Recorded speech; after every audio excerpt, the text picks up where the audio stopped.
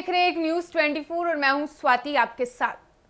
इस बार का लोकसभा चुनाव में कांग्रेस नेता राहुल गांधी ने 2 सीटों से उन्होंने चुनाव लड़ा। एक सीट था केरल का वायनाड तो दूसरा उत्तर प्रदेश का रायबरेली था। हालांकि सबसे जो दिलचस्प बात यह रहा कि राहुल गांधी दोनों ही सीट पर जीतने में कामयाब हो गए। लेकिन जब चुनाव का समय आया, जब राहुल गांधी के पास ये समस्या उत्पन्न हुआ कि आपको किसी एक सीट का चुनाव करना है, तो ऐसे में राहुल गांधी ने केरल का वायनाड सीट छोड़ दिया। हालांकि हम 2019 की चुनाव की बात करें तो 2019 के चुनाव में राहुल गांधी केरल के वायनाड सीट से भी चुनाव जीते थे और वहीं उत्तर प्रदेश के अमेठी सीट से वो चुनाव हार गए थे। और इस बार भी उत्तर प्रदेश के रायबरेली सीट से वो चुनाव जीते हैं, तो वहीं केरल के वायनाड सीट पर भी उन्होंने इस बार भी जीत दर्ज की है। ऐसे में जब राहुल गांधी वायनाड सीट को छोड़ेंगे तो केरल के वायनाड सीट पर उपचुनाव होगा और ऐसा दावा किया जा रहा है कि कांग्रेस की ओर से प्रियंका गांधी प्रत्याशी होंगी और चुनावी मैदान में होंगी। लेकिन जो सबसे बड़ा सवाल उठ रहा है वो ये है कि आखिर राहुल गांधी ने जब सीट चुनाव का वक्त आया तो उन्होंने केरल के वायनाड सीट को क्यों छोड़ा और उत्तर प्रदेश के रायबरेली सीट को उन्होंने क्यों चुना। इसका सियासी मायने आखिर क्या है, तो चलिए हम आपको खबर में विस्तार से बताएंगे। आप खबर में अंत तक बने रहिएगा। राहुल गांधी लोकसभा चुनाव 2024 में 2 सीटों से लड़े थे। एक केरल की वायनाड सीट थी तो दूसरी यूपी की रायबरेली सीट थी।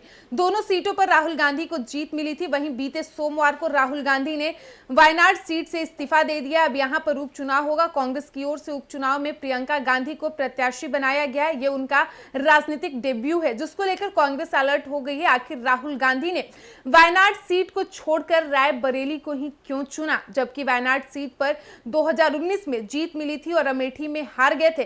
तो इसके पीछे के कई सियासी मायने हैं। बता दें कि उत्तर प्रदेश में 2024 के लोकसभा चुनाव में इंडिया गठबंधन ने शानदार जीत दर्ज की है। इस जीत के बाद न सिर्फ भारतीय जनता पार्टी को बड़ा झटका लगा, बल्कि यूपी की राजनीति में कई तरह की चर्चाओं का जन्म हुआ है। यूपी में सबसे ज्यादा 80 लोकसभा सीटें हैं। 2019 के लोकसभा चुनाव में कांग्रेस को महज एक सीट पर संतोष करना पड़ा था, तो वहीं 2022 के विधानसभा चुनाव में काफी जद्दोजहद के बावजूद यूपी की सिर्फ 2 विधानसभा सीटों पर कांग्रेस को जीत मिली थी। लेकिन इस बार के लोकसभा चुनाव में सपा के साथ चुनाव लड़कर कांग्रेस ने 6 सीटें जीती है, जिसके बाद यूपी में अपनी खोई हुई राजनीति को मजबूत करने में कांग्रेस पार्टी जुट गई है। वैसे कांग्रेस पार्टी की यूपी में सक्रियता का अंदाजा इस बात से भी लगाया जा सकता है कि लोकसभा चुनाव में गांधी परिवार यूपी में बेहद सक्रिय नजर आया। प्रियंका गांधी, राहुल गांधी, राष्ट्रीय अध्यक्ष मल्लिकार्जुन खड़गे के साथ सोनिया गांधी ने भी जनता से इंडिया गठबंधन के पक्ष में मतदान करने की अपील की। यही नहीं, सोनिया ने अपने बेटे यानी कि राहुल गांधी को रायबरेली की जनता को सौंपने की बात भी कही और बेटे के लिए प्रचार भी किया था। यूपी में मिली जीत के बाद कांग्रेस ने यूपी में और सक्रियता अपनी बढ़ा दी है। जीत के बाद राहुल गांधी ने रायबरेली में आभार सभा की। 2027 का यूपी विधानसभा चुनाव भी सपा के साथ मिलकर लड़ने के संकेत दिए हैं। अगर ऐसा होता है तो कांग्रेस को यूपी में फिर से संजीवनी मिल जाएगी। वहीं अगर सपा की ओर से विधानसभा चुनाव में बात नहीं बनी तो कांग्रेस उसकी तैयारी अभी से कर दी है। कांग्रेस पार्टी के इस फैसले के बाद कई सियासी मायने निकल रहे हैं। पहला ये कि राहुल गांधी ने उस सीट को चुना जहां से गांधी परिवार 1952 से जीतता आ रहा है। रायबरेली से राहुल के दादा फिरोज गांधी, दादी इंदिरा गांधी और मां सोनिया गांधी पहले भी इस सीट से सांसद रह चुकी हैं। इंदिरा के पति फिरोज गांधी ने 1952 में पहली बार इस सीट पर जीत दर्ज की थी। इंदिरा गांधी ने 1967 से 1977 के बीच 10 साल तक इस सीट का प्रतिनिधित्व किया। हालांकि 1977 में इंदिरा गांधी को यहां से हार मिली थी।